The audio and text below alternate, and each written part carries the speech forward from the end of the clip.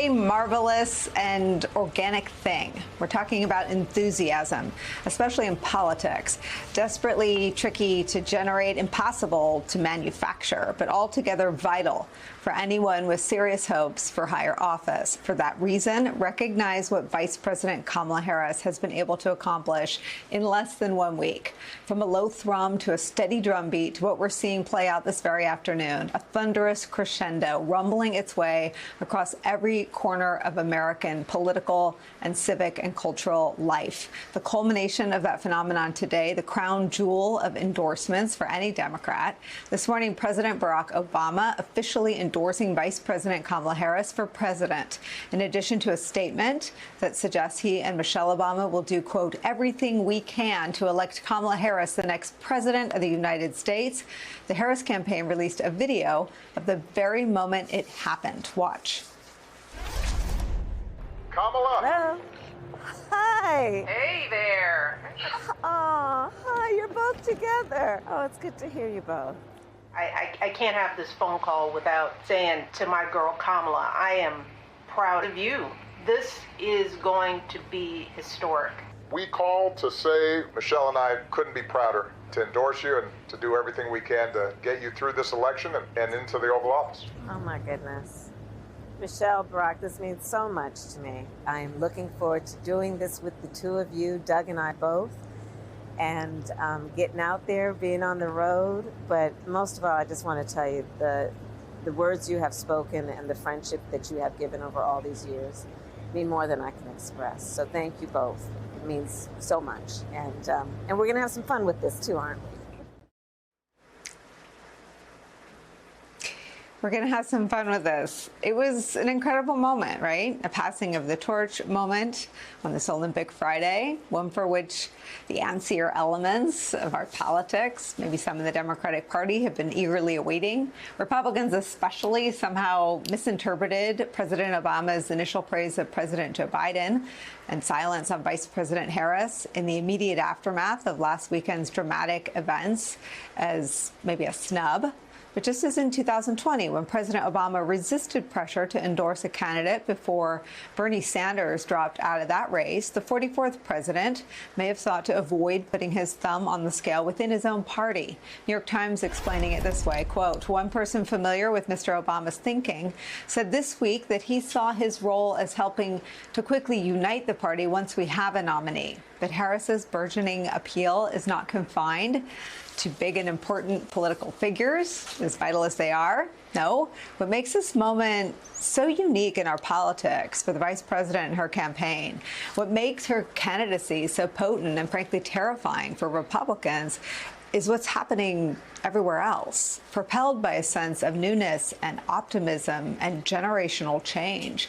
Harris's campaign is raking in cash from first-time small donors, just as big donors are homing in. Previously disengaged Americans are waking up to this election, connecting with the Democrats' messaging anew, online and in person, perhaps heeding the call from the most beloved contributors to our American culture who are also tuning in. Some see the Obama endorsement as a holy grail, and it is, but don't underestimate the effectiveness of something like this from NBA superstar Steph Curry.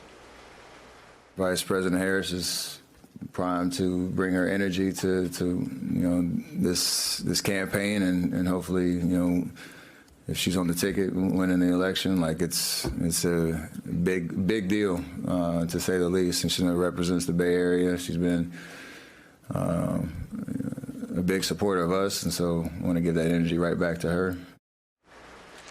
There are 102 days, but who's counting, until the presidential election? It is an eternity in politics, especially if the last week is any guide.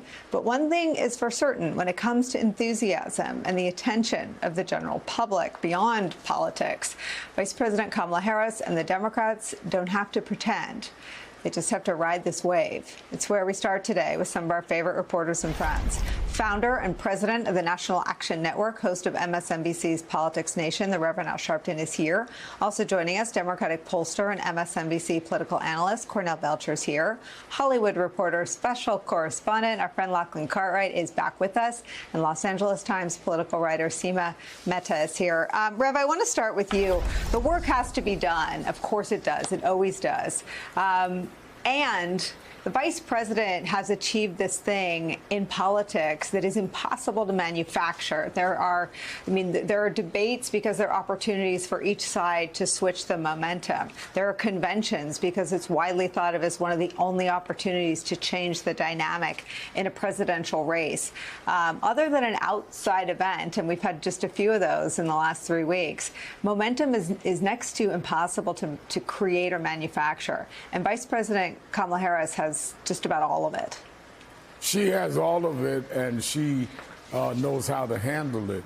What she has to be wary of, and I've told her this, is you're running against probably the most unconventional presidential candidate in history who has no boundaries. You have no idea what he's going to do from one moment to the next, because he has no idea what he's going to do from one moment to the next. But let's remember, for the first time in American history, you're running against someone who not only was former president, that's happened before, but you're running against someone who is running for his freedom and his money. This man has absolutely facing 3 more potential trials, already convicted of 34 felonies, and will be sentenced probably before the election, whatever that will be. And he's already had a judgment against him in over $500 million. So he has everything that he has to fight for here. And if he fights desperate, we don't know what that would look like. So I think she's got to fight not only like she's the underdog, but that she's fighting someone that has no principles and no boundaries. Cornell, I like that contrast, though. He's fighting for his freedom. She's fighting for ours. She has grabbed the mantle of freedom. It's her walkout song at this point. It's the track in the first video that the campaign released. And it is her message. It's how she's articulating the fight for safety from gun violence, the fight to make our own choices as women about our bodies. She's wrapping it all in freedom. Good choices? Well, it's almost as though she's been listening to your show for the last 5 or 6 months, because it's something that we've been leaning into. Maybe she's watching you right now, but it's something that we've been leaning into. Yeah. She's been I'm glad they're leaning into it, because I do like it from a thematic standpoint, because it is hopeful and is optimistic, right? And look, I think what she said, I choose freedom, I think that should be on her campaign side. I think that's her hope and change, right? And it's always, pointing it forward and optimistic, right? The most successful American leaders that we've had over the years, be they Republican or Democrat, have leaned into this American optimism and this exceptionalism. I mean, even your old boss, in 2000 vowed to seize the moment of American promise, right? And so there is something about an optimism that Americans want to gather around, and it energizes, as opposed to, beating down in sort of America, and that sort of Gotham, making America Gotham City, not a shining city on the hill, which is Trump. It sort of pulls the energy down. I think this is something that pulls the energy up, and it sort of helps mobilize voters, but it also means higher turnout.